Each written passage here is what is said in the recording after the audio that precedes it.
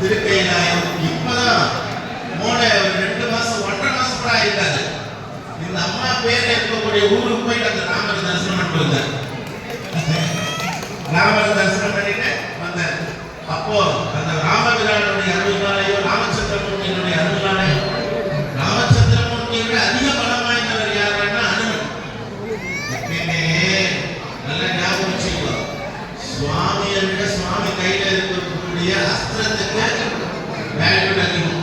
முருகனை விட முருகன் கையில் இருக்கிற வேலுக்கு அவர் அதிகம். பெருமாளை விட பெருமாள் கையில் இருக்கிற சுதர்சன சக்கரத்துக்கு அவர் அதிகம். அம்பாளை விட அம்பாள் கையில் இருக்கக்கூடிய சூலத்துக்கு அவர் அதிகம். அதை விட அவர் அதிகம் ஒன்று இருக்குது. அது எது தெரியுமா? ஸ்ரீராம் ஜெயராம் ஜெய ஜெயராம் அப்படின்றக்கூடிய மந்திரம். ஓம் நம சிவாய என்ற மந்திரம். ஓம் சக்தி பராசக்தி சொல்லக்கூடிய மந்திரம். அது அவர்கள் அந்த மாதிரி அவருடைய அருள்னாலையும் அவர் போயிட்டு வந்ததனுடைய தன்மையினாலே உண்மையிலேயே அவர் வந்து நான் புகழ்ச்சியா பேசுறேன்னு நினைக்காதுங்க. பணத்துக்காக வந்துட்டு மாட்டேன்.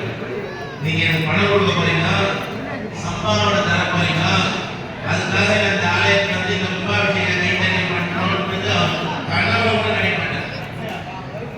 நம்ம கோவில் நம்ம மனுஷா நம்ம அன்போடு கூப்பிடுறா, அவளுக்கு வந்து நம்ம போய் செய்து கொடுக்கணுன்ற ஒரு அன்பான உலகத்தோட வந்து செய்து கொடுக்க முடியாது. அந்த மாதிரி அன்பான உலகம் கிடைக்கிறது நம்ம கஷ்டம்.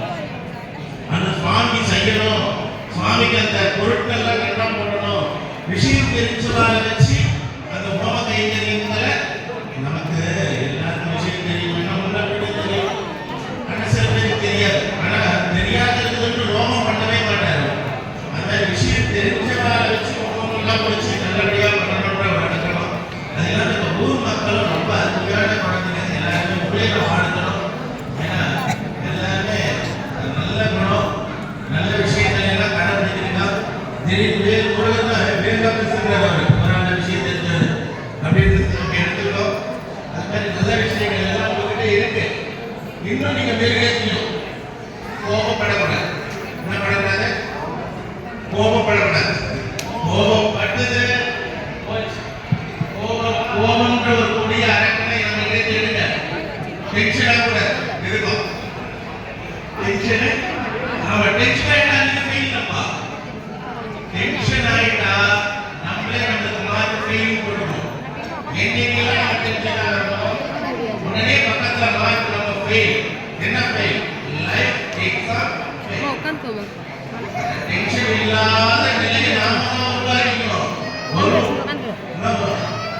டென்ஷன் கொடுக்கணும் அப்படியே மாதிரி மண்டைக்கு ஏறும். போவோம் சாந்தி பண்ணிக்கிறதுக்கு என்ன வேணும்? நமக்கு எது தேவை? பக்தி தேவை. அந்த பக்திக்கு எதிராக கிடைக்கும். இறை நாமாவள